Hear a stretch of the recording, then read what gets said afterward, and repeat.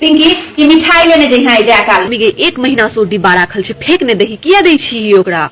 Fridge में मिठाई खराब होय छै, तू चुप रह। मम्मी ई खीर द ने दही पिंकी के। तो सबटा उठा के तू काज करे वाली के द दही। अगबे दूध के खीर हम बनेने छलु हां, तोरा खाए के छौ तो तू खो, ने त राख दही, पापा एथिन तो पापा खा लेथिन। पप्पो नहीं खेथुन, फिर 1 महीना बाद देबही तू ओकरे। तू लेने जइहा पिंकी जा काल में, रात में तोरे भैया भोज खाए ला गेल छलखिन हां तो पठा देने छलैया। मम्मी ओ पूरी खाए वाला छै, कते कड़ा पूरी छलैया, किया तू ओकरा बसिया चीज सब दैत रहै छी? सबके सबटा पचि जाइ छै, रह दही। चाची पिंकी काइलो ने एलही काज करे ला, आइयो ने एलही है अखन तक। चाची बउआ रात में पूरी खा लेलकै कि जाने गेलिए ओकरा पेट में केना दर्द हुआ लगले, डॉक्टर लग आयल छिए। तोरा मने की जे हम पूरी देलियो त बच्चा के मन खराब भ गेलौ? नहीं नहीं चाची से कहाँ कहली ह, अबै छी बउआ के मन ठीक होय छै त।